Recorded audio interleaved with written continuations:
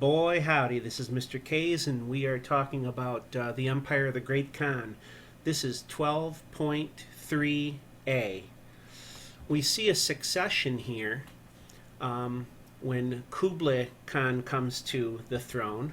We see a succession of Genghis, the grandfather, Ogadai, the son, and then Kubla Khan,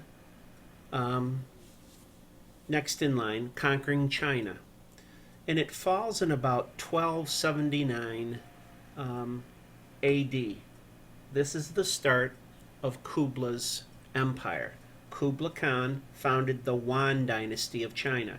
Y-U-A-N, the Yuan dynasty, and that lasted from 1279 to 1363. Not a long time. And the Yuan dynasty is not even Chinese, it's Mongol.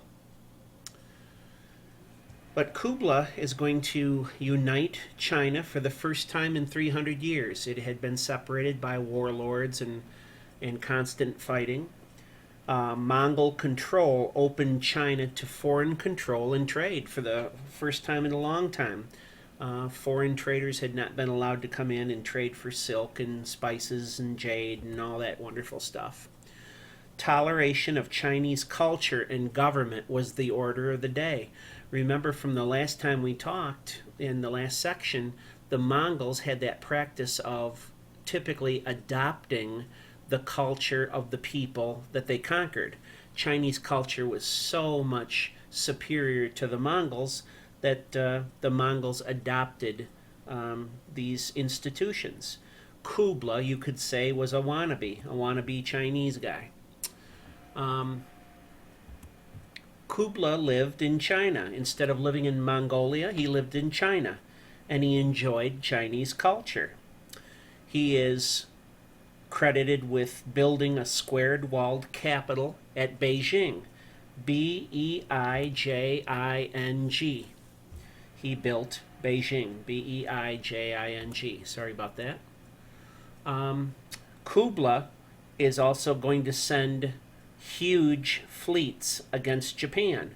Japan is about 100 miles off the coast of Korea. Not only had Kubla conquered Korea, but now he wants to add Japan to his empire. So you can see on a map here, in yellow, he is going to have his troops get into boats and attack the southern islands of Japan, 1274. And is not successful. And then the second attack, a couple years later, is going to be repelled also. Two invasions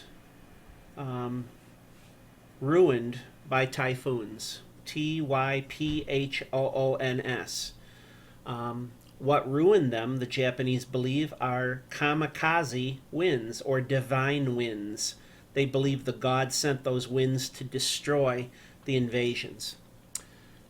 You see a picture, or not a picture, but a picture, a painting of these poor Mongols who are pony riding folk, riding the waves and not having much success.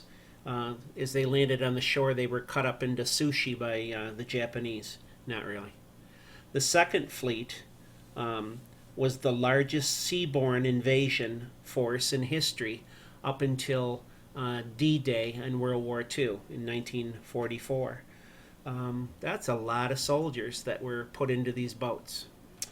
We are going to talk about Mongol rule in China in our next session. This is Mr. K's chapter 12.3a. See you next time. Stay safe.